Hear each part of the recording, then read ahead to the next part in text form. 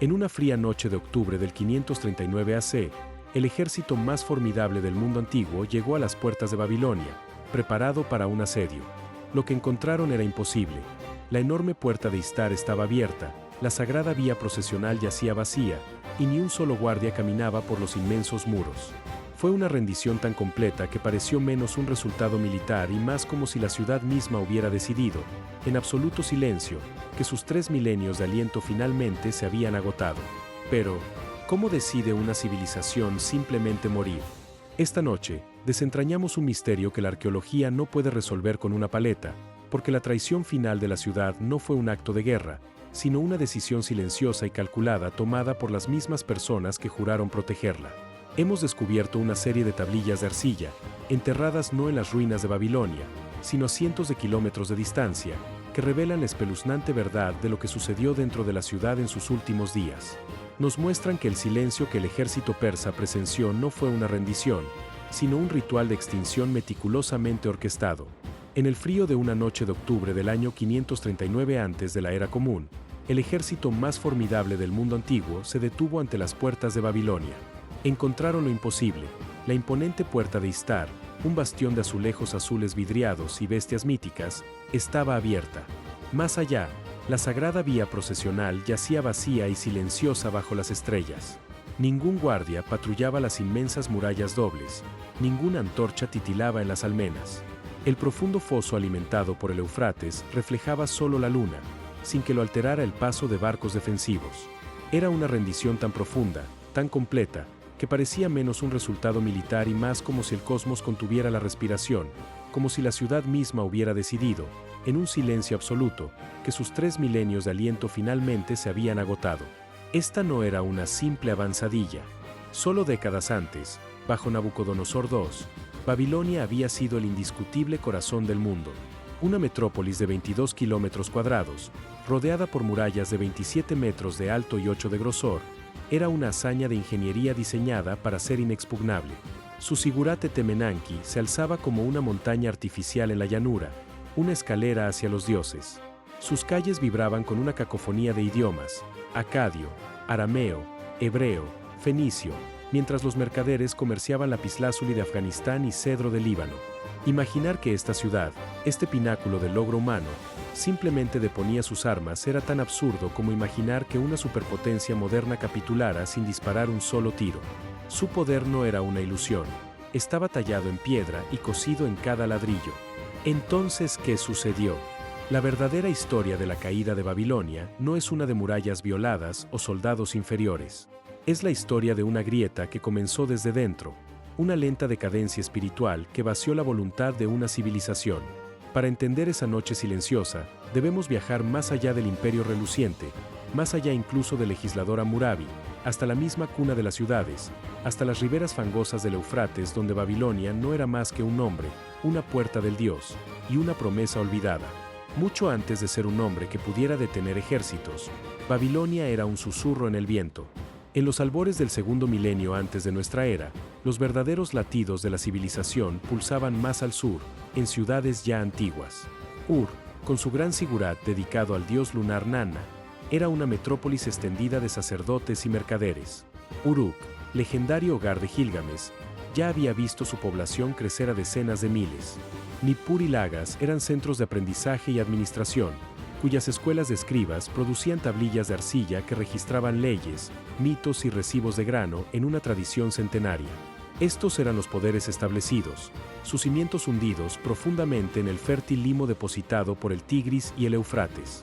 Babilonia, en cambio, era una nota al pie geográfica, un pequeño asentamiento en el Éufrates cuyo nombre acadio, Babilum, significaba simplemente puerta del dios.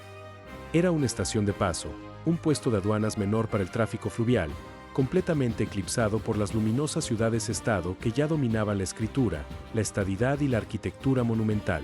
Para cualquier observador de ese mundo antiguo, apostar por este oscuro puesto avanzado para que un día los gobernara a todos habría parecido una apuesta de tontos.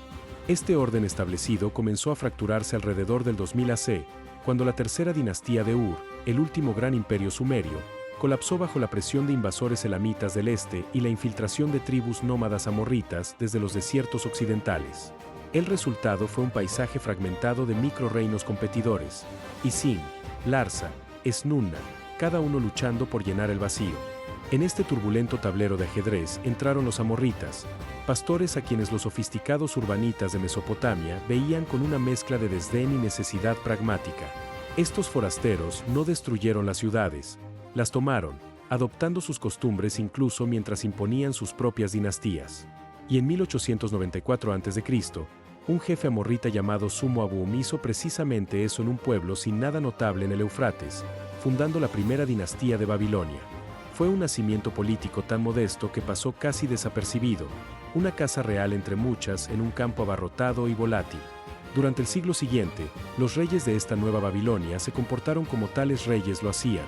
Excavaron canales de irrigación para asegurar su pan, construyeron templos modestos para asegurar a sus dioses, y tejieron frágiles redes de alianza y tregua con sus vecinos más poderosos. Babilonia siguió siendo, en esencia, una ciudad-estado de tamaño mediano, cautelosa y limitada, sus horizontes circunscritos por las murallas de Larsa al sur y las ambiciones de Asiria al norte. Luego, en 1792 a.C., un nuevo rey ascendió al trono. Su nombre era Hammurabi. Heredó una ciudad de potencial no probado, rodeada por todos lados por rivales que podían aplastarla. Ningún estruendo marcó su coronación como un punto de inflexión en la historia, fue simplemente la última de una línea de sucesiones. Sin embargo, en ese momento, el paciente e invisible trabajo de aquellos primeros reyes, las tierras de cultivo consolidadas, los escribas leales, la milicia disciplinada, se convirtió en un resorte en espiral. La puerta del dios estaba cerrada, pero detrás de ella, un mecanismo de asombrosa ambición había comenzado a tic-taquear. Durante las 2 décadas siguientes, Hammurabi desempeñó el papel del rey prudente con la paciencia de un maestro estratega. No desenvainó su espada contra los amenazantes poderes de Larsa o Mari. En cambio, dobló la espalda hacia la tierra, ordenando la excavación de vastos canales de irrigación que se extendían como arterias por el campo babilonio, tornando la tierra reseca por el sol en un verde más profundo y próspero. Sus obreros levantaron templos para Marduk, sus cimientos colocados con ladrillos estampados con su sello real, mientras sus escribas redactaban cartas deferentes a los reyes rivales, cartas cuyas frases corteses estaban tan cuidadosamente medidas como el agua en sus nuevos canales. Observó, esperó, acumuló grano en sus almacenes y lealtad en sus cortes, todo mientras las rivalidades de sus vecinos se convertían en conflicto abierto, cada enfrentamiento debilitándolo sutilmente para el día en que el largo resorte en espiral de Babilonia finalmente se liberaría. Entonces, en el año 17 de su reinado, el paciente mecanismo de la estadística hizo clic en su fase final y devastadora. El ejército de Hammurabi, experimentado y leal, se movió no con los pasos titubeantes de un retador, sino con la terrible y arrasadora certeza de una fuerza de la naturaleza. Larsa, el rico poder del sur, cayó primero, sus canales y graneros alimentando ahora a Babilonia. Isin, Uruk, Esnunna, cada una a su turno fue absorbida, sus dioses instalados respetuosamente a la sombra de Marduk. A sus élites se les ofreció una elección tajante, asimilación u olvido. El calculado clímax de esta reconfiguración del mapa fue la traición de Mari. Durante años, Hammurabi y su rey, Simri-Lim, habían intercambiado cartas de cálida alianza, su correspondencia una clase magistral de cortesía diplomática. Luego el ejército babilonio llegó a las puertas de Mari, no como aliados, sino como conquistadores. La ciudad fue saqueada, sus palacios incendiados, y el humo que se elevó sobre el Éufrates llevó una nueva y escalofriante doctrina a través de las llanuras. Las alianzas de Hammurabi tenían fechas de expiración, escritas no en arcilla, sino en sangre y cenizas. En unos pocos años, el paciente rey se había convertido en el unificador de Mesopotamia, el señor de un dominio no visto desde los días de Sargón de Akkad. El resorte se había desenrollado, y el mundo yacía remodelado a sus pies. Ahora Hammurabi enfrentaba un problema más profundo que cualquier campo de batalla: cómo gobernar. Gobernaba un mosaico de pueblos, sumerios y acadios, elamitas y amorreos, cada uno con sus propios dioses, costumbres y rencores. La espada los había unido bajo una misma bandera, pero no podía forjar una voluntad única y duradera. Su respuesta no fue otro templo o palacio, sino un monumento al orden mismo, una estela de diorita negra, de más de 2 metros de altura, tallada con 282 leyes. Erigido en una plaza pública, el código era menos un manual práctico para disputas cotidianas que una imponente declaración de ideología real. una promesa de justicia inscrita en piedra para que todos la vieran. Fue un acto de síntesis asombroso, que entrelazaba siglos de tradiciones legales dispares en un solo texto público que gobernaba todo, desde el salario de un barquero y la responsabilidad de un constructor negligente hasta las penas por robo y la disolución de un matrimonio. Por primera vez, un mercader de la conquistada Larsa o un granjero de lejano Snunna podía pararse ante esta losa y conocer, en teoría, las reglas que ataban a un imperio, una señal visible de que el caos de las ciudades-estado rivales había sido sometido bajo la mirada unificadora de un solo legislador. La muerte de Hammurabi en 1750 a.C. no silenció los ecos de su ley, pero cortó la mano que había mantenido unido al imperio. Su hijo y sucesor, Samsu-iluna, heredó una Mesopotamia vasta y unificada, pero pasaría su propio y asombrosamente largo reinado, 55 años, no expandiéndola, sino librando una guerra lenta y desgastante de contención contra su propio desmoronamiento. Las ciudades del sur, Larsa y Ur entre ellas, se alzaron en rebelión con una terquedad que revelaba la verdad.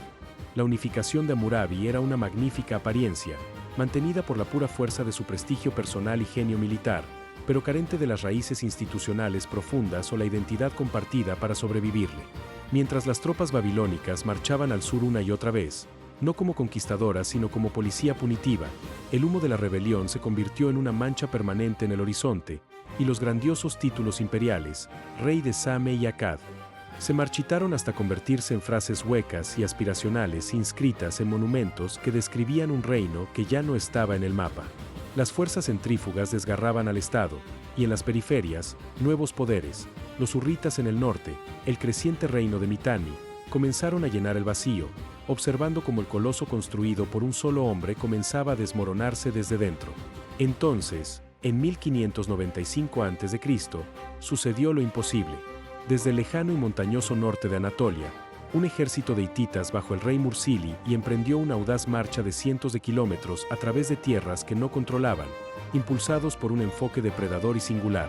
Aparecieron de repente en el horizonte norte de la llanura mesopotámica, una nube de polvo que se resolvió en una hueste extraña, y cayeron sobre una Babilonia ya vaciada por la decadencia interna.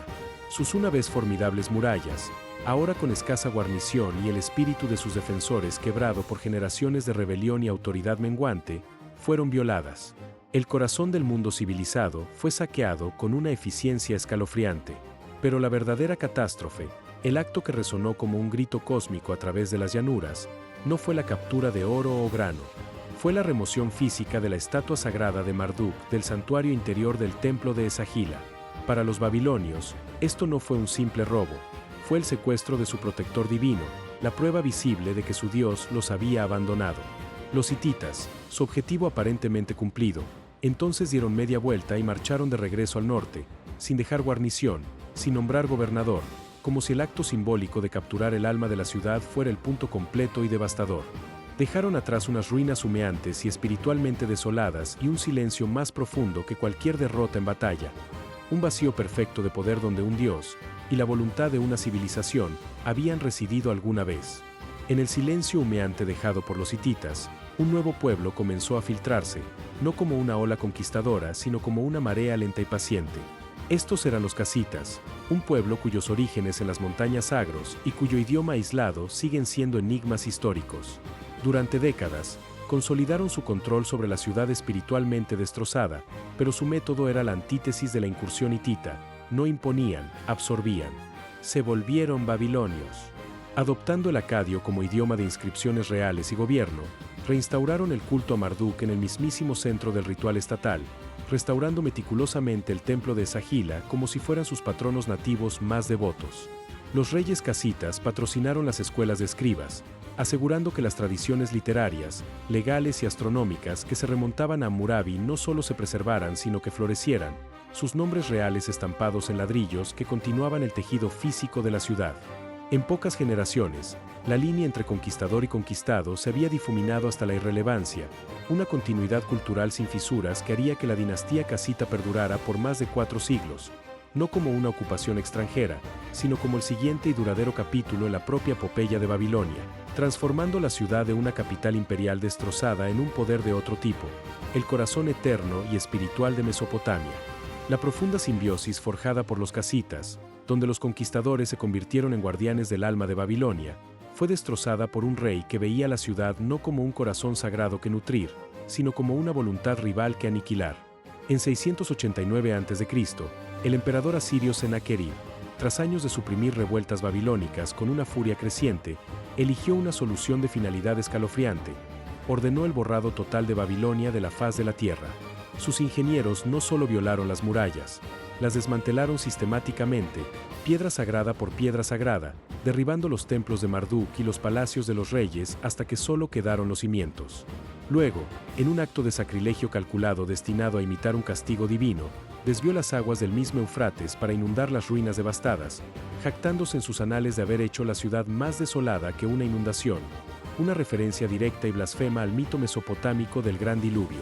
Lo más devastador de todo, por tercera vez en su historia, la estatua del culto de Marduk fue arrancada de su santuario vacío y llevada al norte a la capital asiria de Asur, un secuestro espiritual que resonó como un toque de difuntos en el mundo antiguo, pues incluso los aliados de Asiria entendían que destruir Babilonia no era solo un acto militar, sino un asalto al orden cósmico mismo. Pero la misma lógica del poder asirio contenía las semillas de la resurrección de Babilonia, pues el hijo y sucesor de Sennacherib, Esaradón, quien ascendió al trono en el 681 a.C., enfrentaba una realidad política tan cruda como absoluta había sido la furia de su padre. La destrucción no había pacificado el sur, sino que había forjado un pozo inextinguible de odio y rebelión, haciendo imposible el control permanente asirio sobre Mesopotamia sin la misma legitimidad que su padre había intentado. Bora.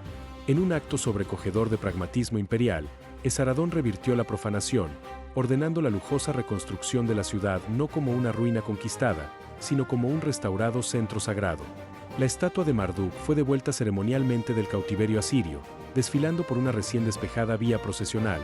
El complejo del Temple Sagila se alzó de nuevo desde sus propios cimientos, financiado por la riqueza imperial asiria y construido con ladrillos estampados ahora con el propio sello real de Esaradón. Lo más crucial, el Festival Akitu, el ritual de Año Nuevo donde el rey simbólicamente tomaba las manos de Marduk para renovar el pacto divino de gobierno, fue reinstaurado, con Esaradón o su representante desempeñando el papel, una genialidad de teatro político que reconocía que el prestigio sagrado de Babilonia no era una amenaza que destruir, sino la fuente indispensable de legitimidad para cualquiera que pretendiera gobernar el mundo. Los muros de la ciudad habían sido arrasados, pero su identidad espiritual y cultural, preservada en el exilio por sus sacerdotes y escribas dispersos, había demostrado ser más duradera que la piedra. Se alzó de sus cenizas no por su propio poderío militar, sino porque sus conquistadores finalmente comprendieron que no podían gobernar el cosmos sin arrodillarse primero en su sagrado corazón. La lenta y pragmática restauración bajo el patronazgo asirio había reconstruido los muros de Babilonia, pero fue el propio colapso del imperio entre el 612 y el 609 a.C. lo que forjó un nuevo poder independiente. Una coalición de babilonios y medos, liderada por el rey Nabopolassar, asaltó la capital asiria de Nínive, cuya caída fue marcada por un lejano y ominoso resplandor en el horizonte norte visto desde las torres de vigilancia babilonias, una señal de fuego de liberación y un súbito y enorme vacío de poder. Nabopolassar dedicó su reinado a consolidar esta libertad duramente ganada, pero cuando murió en el 605 a.C., su hijo Nabucodonosor II no estaba en la capital para recibir la corona. Estaba a cientos de millas al norte, al mando del victorioso ejército babilonio en Siria tras aplastar a los egipcios en la batalla de Carquemis. La noticia de la muerte de su padre llegó a su tienda de campaña no como un heraldo de sucesión, sino como un tic-tac de peligro. Comprendiendo al instante la fragilidad del poder en tal momento, Nabucodonosor dejó los botines de guerra y el mando de sus tropas a sus generales, y con un pequeño y urgente escolta, cabalgó día y noche a través del desierto, el polvo de su viaje adherido a sus ropas como testimonio de su prisa. Su llegada a las puertas de Babilonia no fue triunfal, sino decisiva. Cruzó el umbral del palacio justo a tiempo para reclamar el trono vacío sin disputa, transformándose de un príncipe victorioso en el campo en el amo indiscutible de una ciudad ahora lista para convertirse en el indiscutible corazón imperial del mundo. Durante los siguientes 43 años, Nabucodonosor II volcaría esa voluntad decisiva en la arcilla de la llanura mesopotámica, esculpiendo una ciudad de una escala y un propósito ideológico tan asombrosos que se convirtió en un monumento a la permanencia misma. Los dobles muros, Imgur-Enlil y Nimit-Enlil, se alzaron a alturas imposibles, sus lisas fachadas una declaración de invulnerabilidad, mientras la puerta de Istar emergía como su deslumbrante joya, un portal de azulejos azul lapislázuli y procesiones vidriadas de leones, toros y dragones mususu que brillaban bajo el sol como un fragmento del cielo traído a la tierra. Junto al expandido templo de Sagila, el Zigurate Temenanki elevaba sus 7 terrazas escalonadas hacia el cielo, una montaña artificial y axis mundi que anclaba el orden cósmico a su reinado. Dentro de estas defensas, Babilonia latía como el cruce de caminos del mundo. Sus bazares fragantes con especias árabes y cedro libanés, su aire una cacofonía de arameo, griego y acadio, sus astrónomos del templo cartografiando meticulosamente la noche en tablillas de arcilla, perfeccionando las matemáticas en base 60 que gobernarían para siempre nuestras horas y grados. Sin embargo, bajo este esplendor sin par, los mismos cimientos de su imperio se fracturaban silenciosamente. El sacerdocio de Marduk creció fabulosamente rico y políticamente autónomo. El ejército real dependía de mercenarios extranjeros cuya lealtad estaba en venta, y el propio legado de Nabucodonosor estaba ahora irrevocablemente encadenado al caprichoso favor de un solo Dios. Una dependencia divina que pronto sería explotada por el gobernante más inesperado y divisivo que Babilonia había conocido jamás. En el año 556 a.C., mientras el polvo de un golpe palaciego se asentaba sobre el trono dejado vacante por una serie de asesinatos y sucesores efímeros, un hombre llamado Nabónido ascendió al poder, un rey cuyo reinado no se definiría por una construcción monumental, sino por una profunda y disruptiva herejía. No era del linaje de Nabucodonosor, sino un forastero impulsado por la violenta inestabilidad de la corte, y llegaba cargado de una profunda devoción personal no hacia Marduk, el protector supremo de Babilonia, sino hacia el dios lunar Sin, cuyo culto estaba centrado en la lejana ciudad de Arran. Con una sinceridad que hacía sus acciones aún más peligrosas, Nabónido se dedicó a elevar a Sin a una posición de primacía. Restauró los templos de Sin en Arran y Ur, instaló la estatua sagrada de Sin dentro de la propia Babilonia, y nombró a su hija, Enigal-Dinanna, como alta sacerdotisa del culto lunar, un movimiento que envió un escalofrío de frío y escandalizado silencio por los sagrados corredores del Esagila. Para el poderoso sacerdocio de Marduk, esto no era un debate teológico, era un asalto directo al orden cósmico, una voluntaria ruptura del cordón sagrado que ataba la legitimidad del rey a las manos del dios de su ciudad, transformando la otrora cooperativa jerarquía del templo en un nido de hirviente y vengativo resentimiento. Entonces, en el año 553 a.C., Nabónido realizó el acto supremo de abdicación real, se marchó, volvió la espalda a la puerta de Istar, a los mercados bulliciosos, al mismísimo asiento del poder, y viajó con su corte al remoto y soleado oasis de Taima, una ciudad caravana en lo profundo de los desiertos de Arabia. Durante una década, gobernaría su imperio desde este aislado puesto fronterizo, un rey espectral cuyo trono era una tienda bajo estrellas ajenas, mientras su hijo Belsasar gestionaba los asuntos cotidianos en una Babilonia que se sentía cada vez más como una jaula dorada abandonada por su guardián. Los historiadores aún debaten sus motivos. Era una jugada estratégica para controlar las lucrativas rutas del incienso, una peregrinación religiosa a tierras sagradas para Sin, o simplemente una huida de la sofocante hostilidad del sacerdocio de Marduk. Pero el efecto fue inequívoco. Con el rey físicamente ausente, el festival Akitu, el ritual vital donde el soberano tomaba las manos de la estatua de Marduk para renovar el pacto divino de gobierno, no podía realizarse. Año tras año, el calendario sagrado giraba, los días señalados para la renovación cósmica llegaban y pasaban en silencio, y el trono ante el dios permanecía vacío. Esto no era un descuido administrativo, era una catastrófica suspensión de la legitimidad política y espiritual de Babilonia, un vacío en el corazón del cosmos que dejaba el alma de la ciudad colgando en un silencioso y ansioso limbo, esperando que cualquier mano, incluso la de un conquistador extranjero, finalmente se extendiera y realizara el sagrado y descuidado gesto. Mientras la obsesión teológica de Nabónido había alienado el alma de Babilonia y su ausencia física había dejado su trono ritualmente vacío, una nueva fuerza unificadora ganaba impulso en la meseta iraní, una que entendía el poder de la legitimidad con una claridad que el rey babilonio había carecido fatalmente. Ciro, rey de los persas, había logrado en una sola década meteórica lo que a otros les tomó siglos. Unificó a medos y persas alrededor del 550 AC, derribó la legendaria riqueza del rey Creso de Lidia en el 547 a.C., y forjó el imperio contiguo más grande que el mundo había visto hasta entonces. Un estado que se movía con una eficiencia administrativa y militar que hacía que su avance hacia Mesopotamia pareciera menos una invasión y más una tormenta inevitable y creciente. Mientras Ciro consolidaba su control sobre Anatolia y las tierras altas iraníes, su sombra se alargaba a través de las llanuras, y el enfrentamiento pasó de ser un sí especulativo a un cuando cierto y con cuenta regresiva. No fue hasta el 543 o 542 a.C., con la tempestad persa oscureciendo visiblemente el horizonte oriental, que Nabónido, en un movimiento nacido de un pánico tardío más que de previsión estratégica, finalmente regresó a su capital abandonada. Llegó no como un salvador que reunía a un pueblo, sino como un extraño desacreditado que volvía a entrar en una ciudad cuyo poderoso sacerdocio lo veía con fría indignación y cuyas defensas espirituales él mismo había dejado en ruinas. Un corazón dividido y vaciado que ahora enfrentaba una voluntad unificada y expansionista que sabía exactamente cómo explotar un vacío de fe. La cuenta final no llegó en las puertas de Babilonia, sino cientos de kilómetros al norte, en las riberas del Tigris cerca de la ciudad de Opis, en el aire fresco de octubre del 539 AC. Allí, el último ejército de campaña que Babilonia pudo reunir, una fuerza quizás desmoralizada por una década de negligencia espiritual y liderazgo cuestionable, se encontró con el avance implacable y disciplinado del ejército persa de Ciro.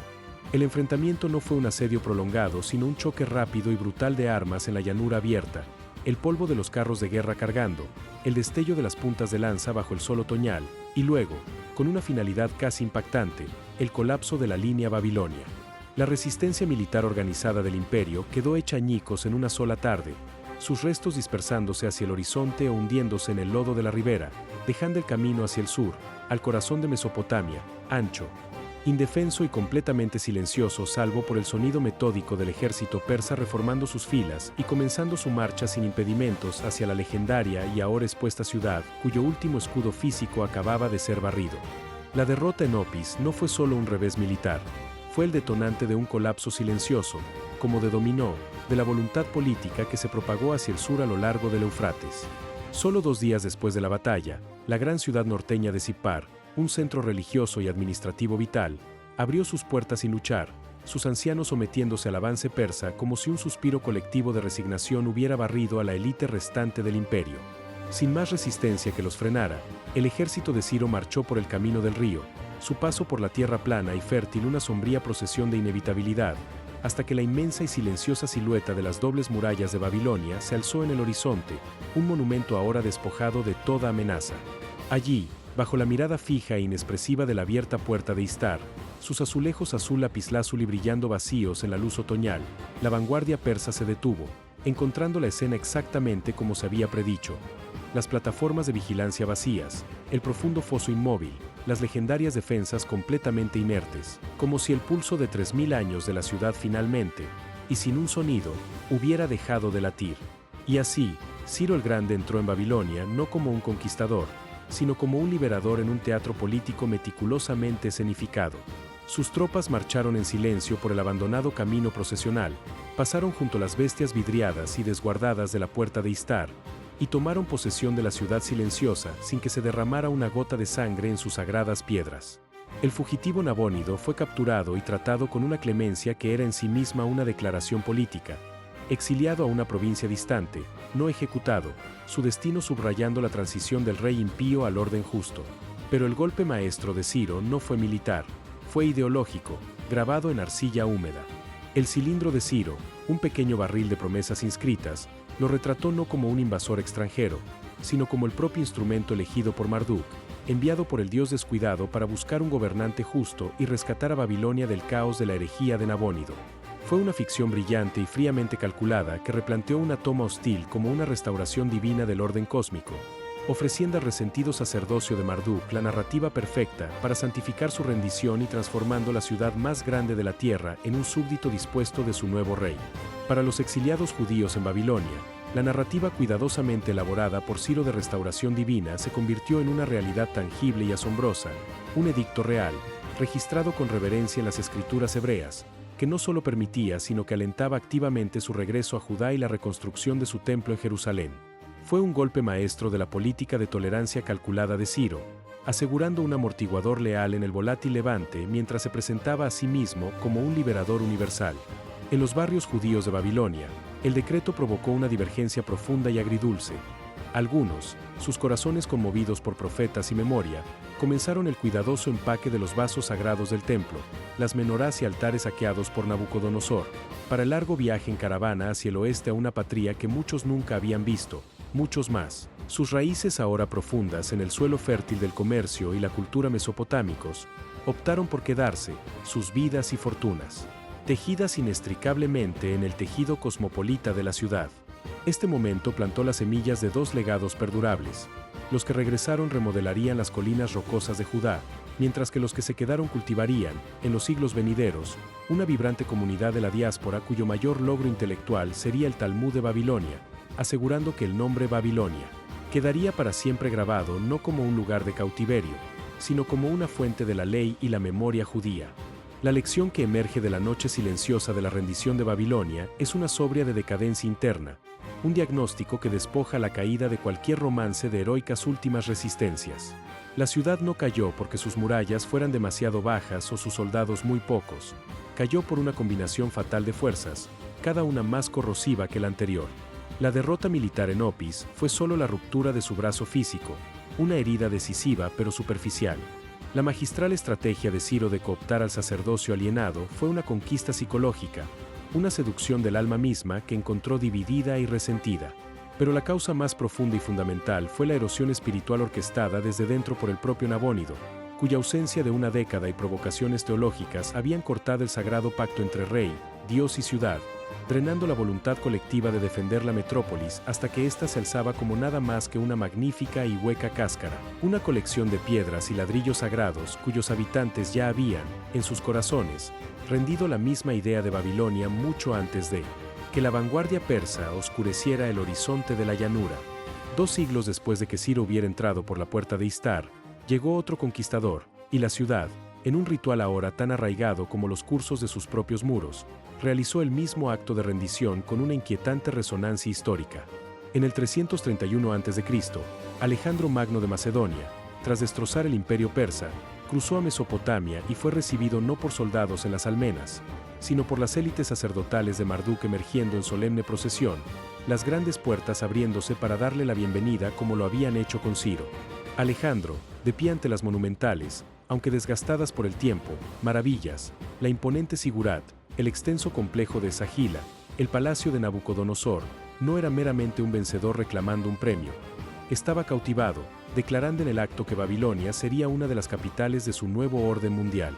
Con un entusiasmo que reflejaba la propia reverencia pragmática de Ciro, ordenó inmediatamente a cuadrillas de trabajo que limpiaran los siglos de escombros de la base del Etemenanki, prometiendo restaurar el templo de Marduk con oro macedonio, y estableció su cuartel general en los mismísimos salones donde los reyes neobabilónicos habían tramado su propio dominio, tratando a la antigua ciudad no como un botín de guerra, sino como una preciada herencia que debía ser preservada, amplificada y usada como trampolín para sus propias ambiciones ilimitadas.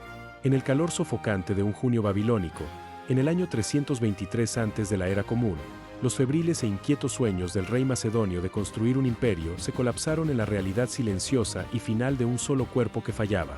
Alejandro Magno, quien había prometido hacer de la antigua ciudad su capital y restaurar su sigurat para que tocara los cielos, murió no en un campo de batalla, sino en una alcoba del propio palacio de Nabucodonosor, abatido por una enfermedad repentina y violenta, quizás tifoidea, quizás una herida envenenada, que apagó su formidable voluntad en cuestión de días.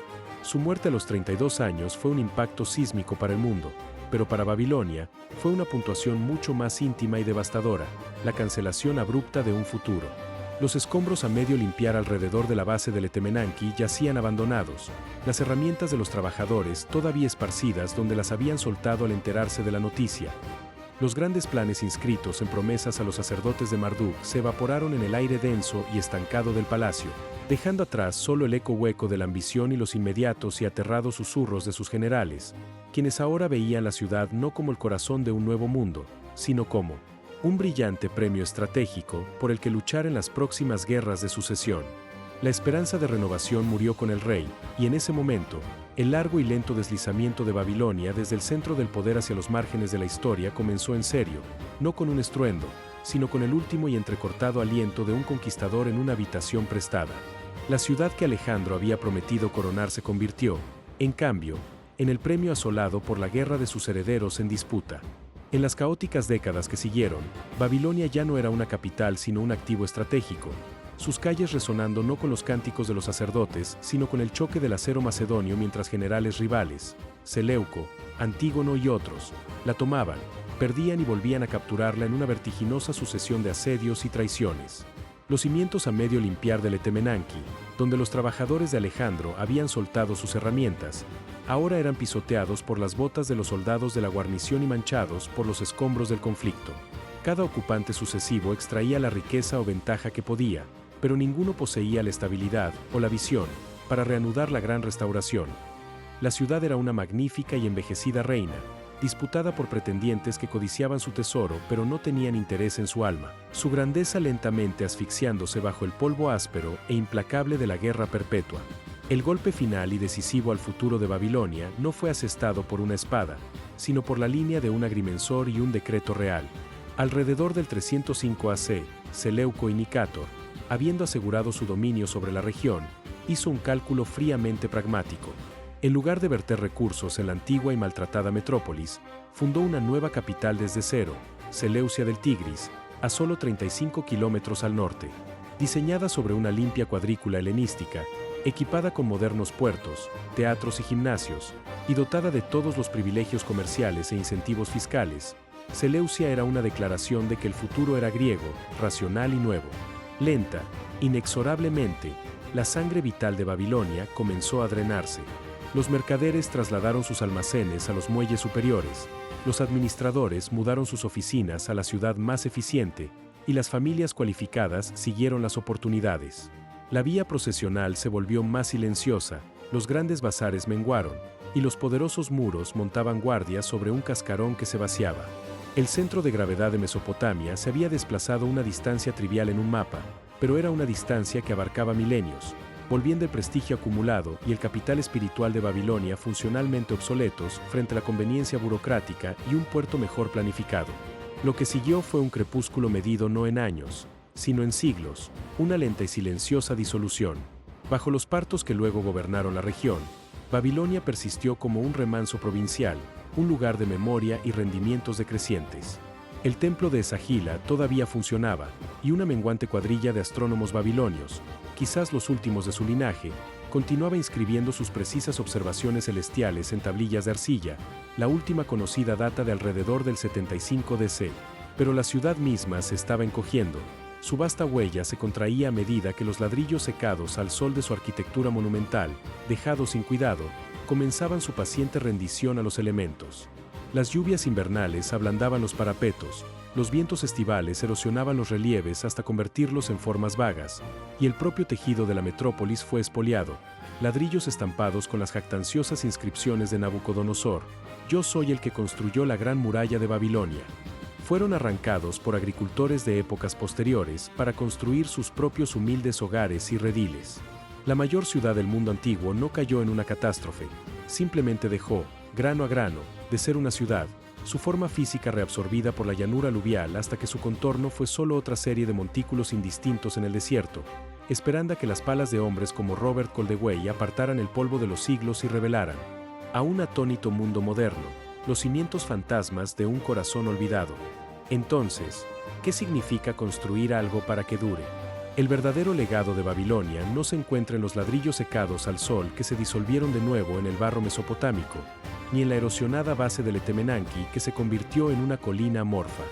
Vive, en cambio, en la arquitectura invisible de la civilización misma, en el principio de la ley escrita y codificada como pilar de gobierno, nacida de la diorita negra de la estela de Hammurabi, en la mirada sistemática a los cielos que nos dio el zodiaco, la hora de 60 minutos y el círculo de 360 grados, cálculos grabados en tablillas de arcilla que todavía gobiernan nuestros relojes y nuestros mapas, en la tradición literaria de la epopeya, que se extiende desde las aventuras de Gilgamesh hasta la propia estructura de nuestra narrativa, y en la idea perdurable de la cosmópolis, la gran ciudad como nexo de poder, lo sagrado, el comercio y el conocimiento.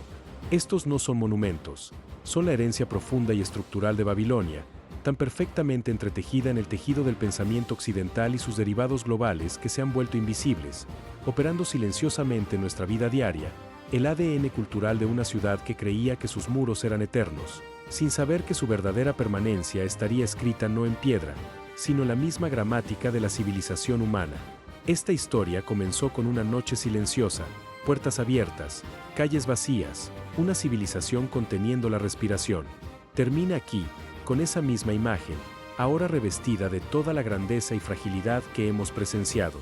Y nos deja con una pregunta, una invitación a la conversación que Babilonia inició hace más de 3000 años. ¿Qué aspecto de este largo viaje te sorprendió más? ¿Fue la resiliencia de 4 siglos de los casitas, la precisión astronómica que aún mide nuestros días, la trágica herejía de Nabonido, o la silenciosa ironía de que la mayor ciudad de la antigüedad murió no por la espada, sino por una susurrada abdicación de la voluntad? Comparte tu reflexión, que sea un pequeño acto de rememoración, una manera de asegurar que estas historias sigan encontrando a quienes necesitan escucharlas.